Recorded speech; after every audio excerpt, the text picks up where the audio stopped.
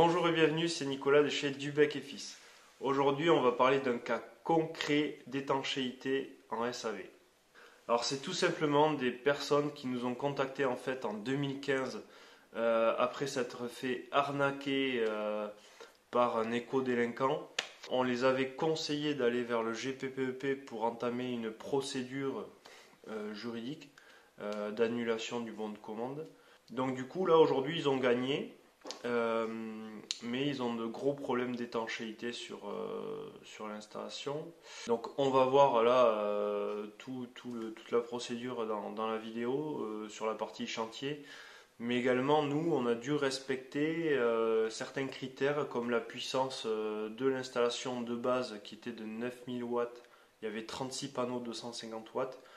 On a mis 30 panneaux 300 watts. Et également, il y a l'intégré au bâti.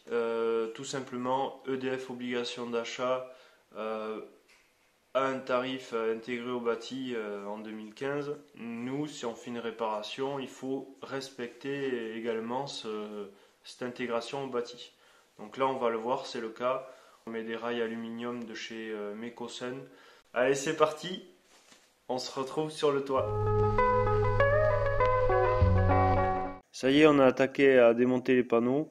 Donc là, c'est pas normal de voir un câble comme ça par-dessus le bac plastique. Normalement, il faut qu'il passe par-dessous parce que c'est un point d'étanchéité. Après, les fixations qui se dévissent en un quart de tour, c'est pas top non plus. Surtout qu'elles sont vissées direct dans les litos. Et là, on les voit, les litos, il n'y a même pas de volige, rien. Et du coup, là, il n'y a pas d'écran sous toiture non plus. Avec l'attache verticale et horizontale, non, il n'y a rien de tout ça. Donc je pense qu'ils ont dû poser ça très vite.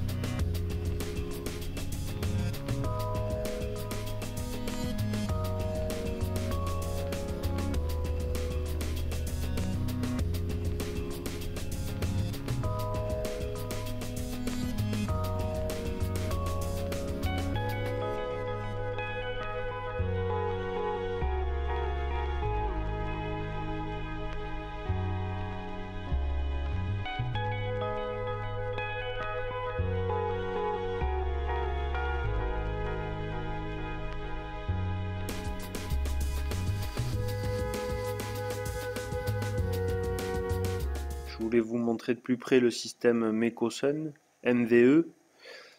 Donc là en fait c'est des rails porteurs en aluminium qui vont faire à la fois office de support de fixation pour les panneaux, mais aussi pour l'étanchéité, c'est eux qui vont drainer l'eau jusqu'en gouttière. En fait, il y a une tôle intermodule là qui fait la jonction entre les rails. Et entre les panneaux, on met une petite mousse qui vient être compressée à 2 mm entre les panneaux. Donc là, elle n'est pas compressée, on voit, elle dépasse. Il y a la tôle intermodule fait la jonction au cas où il y a un peu d'eau qui passe à travers la mousse.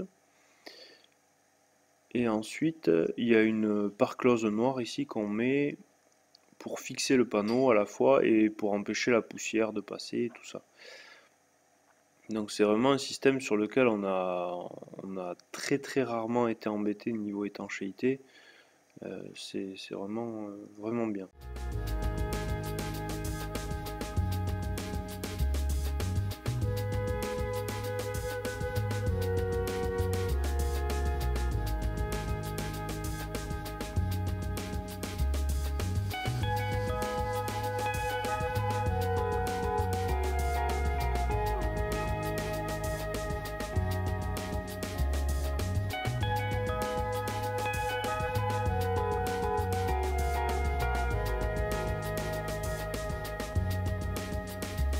Voilà, la nuit tombe et on a terminé l'installation, il est 18 h. Donc je vous laisse voir les finitions des tôles sur les côtés pour habiller le rail alu.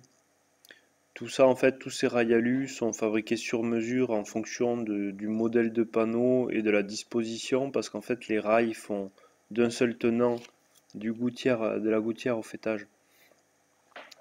Et toutes les petites pièces en fait sont différentes en fonction des tailles de panneaux. Je vous dis à très bientôt, n'hésitez pas à partager cette vidéo et bonne fête.